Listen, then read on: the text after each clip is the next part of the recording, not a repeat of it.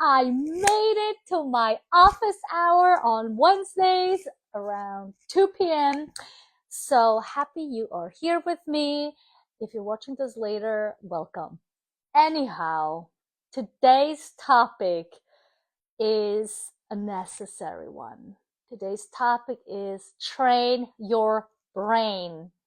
I was just grabbing the book that was super helpful for me to understand the things a little better. And I realized I actually had a book many years ago, probably like 15 something years ago, where it was about train your brain. It's called Train Your Mind, Change Your Brain. That's what it was called. Guess what? I've never actually finished reading this. So maybe one of those days when I have no book to read, which is almost impossible, I will pick it up. But for now, welcome. Why this topic? There are a few things that happened in the past few weeks. And so about 2 weeks ago, I had someone I know from online.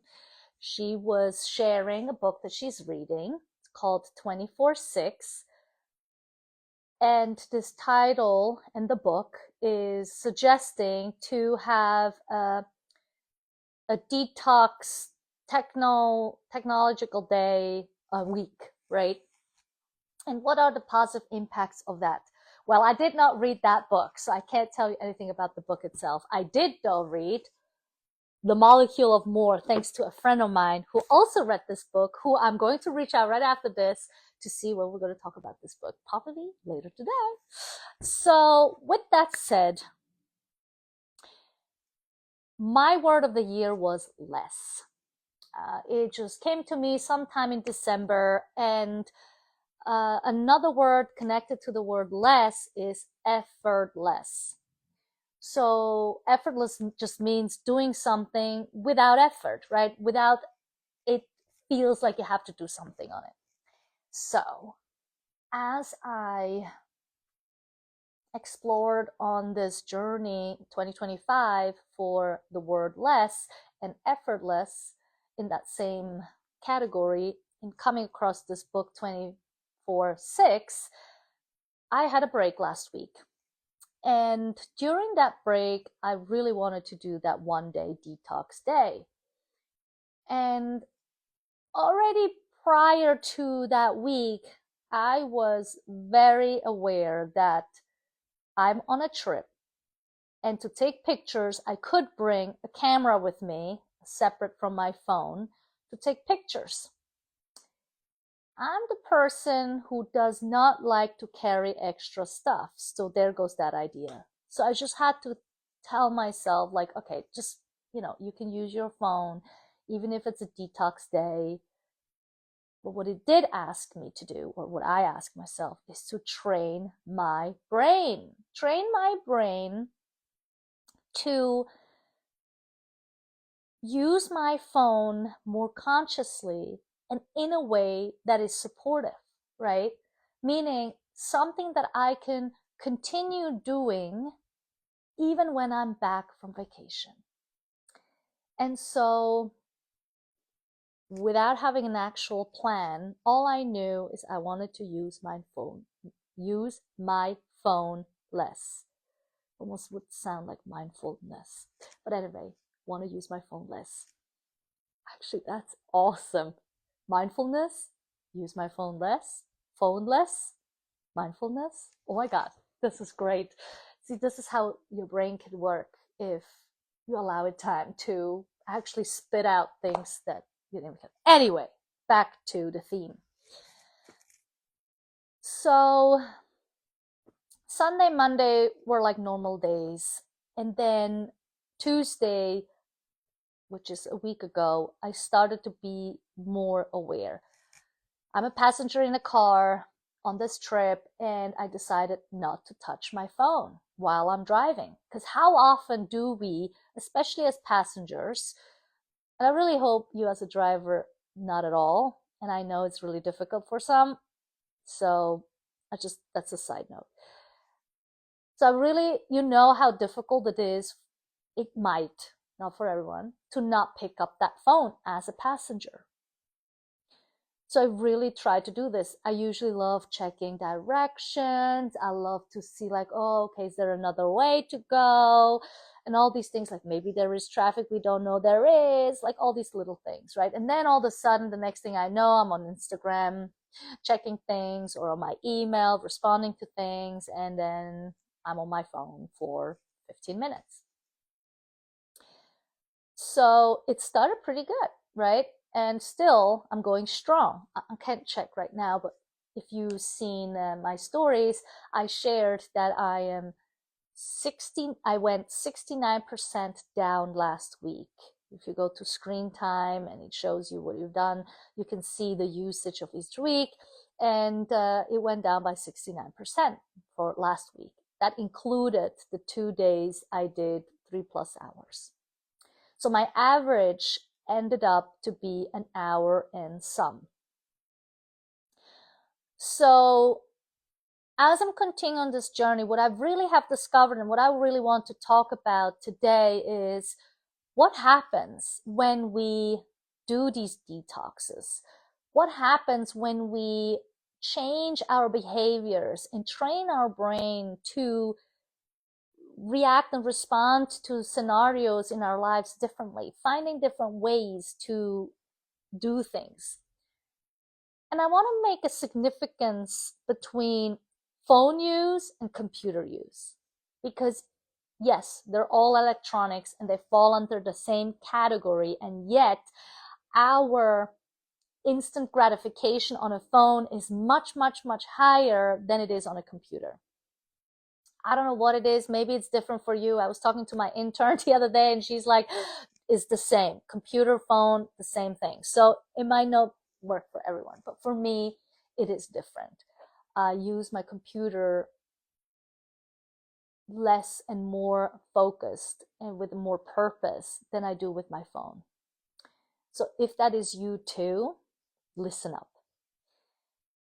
So what I started to notice is that there are sensations in my body that give me impulses to go about. And so one thing I learned in this book is that 0.0005% of our brain is used to create or produce dopamine. So if you're not familiar with dopamine, which I'm sure you are, but I'll just alliterate here a little bit. Dopamine is the thing that makes us do things that are desire oriented or control oriented. And it kind of like to eat something or to call someone or to order something online, for example, like these are all like dopamines that are being released into our system that make us take action on certain things. Some actions that we're taking are actually very useful and productive and lead us in the direction of results, whereas other things where it's more of the desired circuit that the cell goes into. It's more of like instant gratification and wanting it now that might not end up in anything gratifying, right? Like it might feel like it's a gratification in the moment, but down the line it isn't. And in the book, they talk a lot about drugs, right? And how there is this need that and you can use food, right? Like if you're a foodie, I am, then that could also be the dopamine, right? Where like, oh my God, this makes me feel so good. And then, the moment you ate it, like be it that chocolate cake or whatever, right? Then you feel like, oh, I shouldn't have done that, right? So that's like the desire one.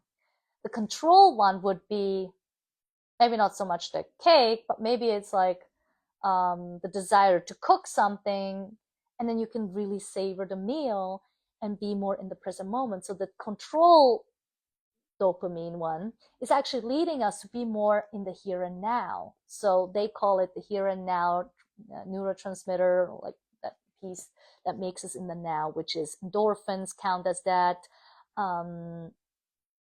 oxytocin. So these are like the other chemical reactions that savor the moment.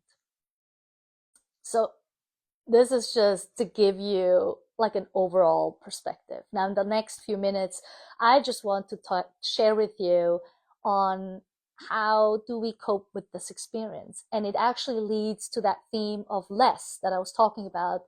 And because dopamine, as it says here, is the molecule of more, and the here and now is the molecule of now, of less, right? So it really is a question of finding a way to cope with those two and have them coexist. So it's not to get rid of dopamine.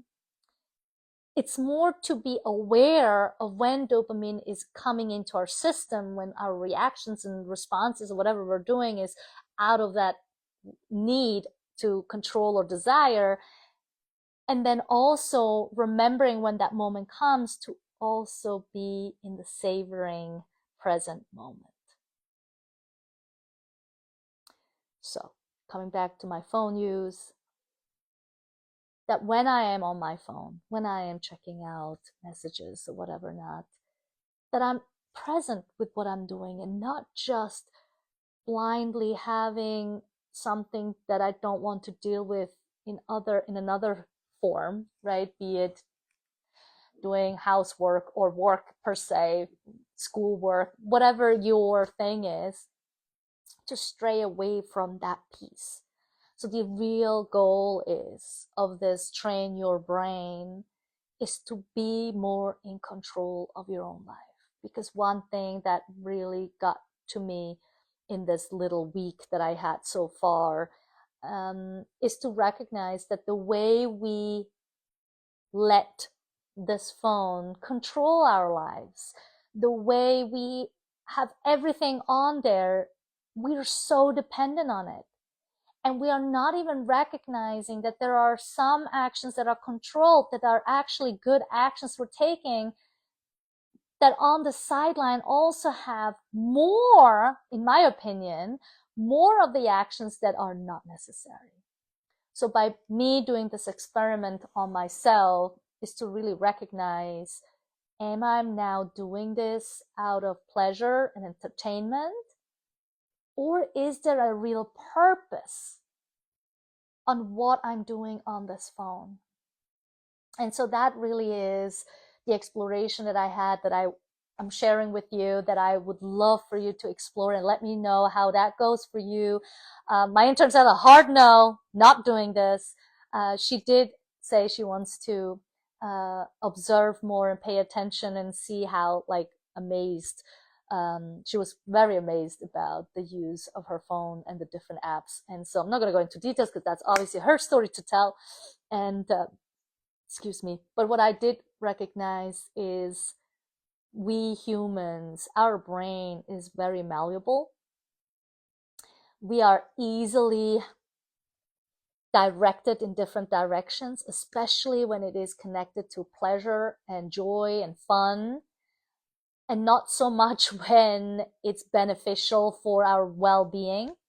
And so with that said, I invite you to explore, how does your daily actions, your relationship to your phone, for example, or anything that is extensive, that could be food, it could be drinking, could be, anything that's just excessive, relationships, conversations, you name it, right? Like, I'm not going to limit it just to phone, but start somewhere where you do something excessively in your life that is not good for you. And bring awareness first and foremost to that piece of you. And then extend it to, okay, how can I make a difference in my life? So far, so good. Obviously, me being on here and speaking, this is adding to my time. And I'm like, oh my God. But at the same time, I'm not going to stress about it. I want to be realistic also, right? Like, it'd be nice to say like, oh, a whole day of detox. I don't think it's going to be doable all the time. So my focus is usually on sustainability. How can I do things act on things that are good for me, that I can continually do on a daily basis, month in, month out, year in, year out, that will just extend and expand and improve, versus something that I put my attention to, like a diet, for example. It's like, I'm going to do this for these 30 days or something. And then comes the 30 days. It's like, oh, finally I can eat that pizza again, right? Like that notion. So to really be aware, like, what can I do long term that is good for me and I can do it. So that's my spiel for today. That's how I trained my brain for this past week. And hopefully in the future, I will keep you posted how it's going. And I love to hear from you on how this specific life has enhanced your view on phone usage and other ways you want to communicate and use this phone in your life, or like I said, anything excessive in your life. So thank you for watching. I am at the end of this video, so I hope soon you'll watch this video and give me some comments on how training your brain is actually helping you. Maybe it's not, I don't know, but you let me know, and have a wonderful day. See you soon.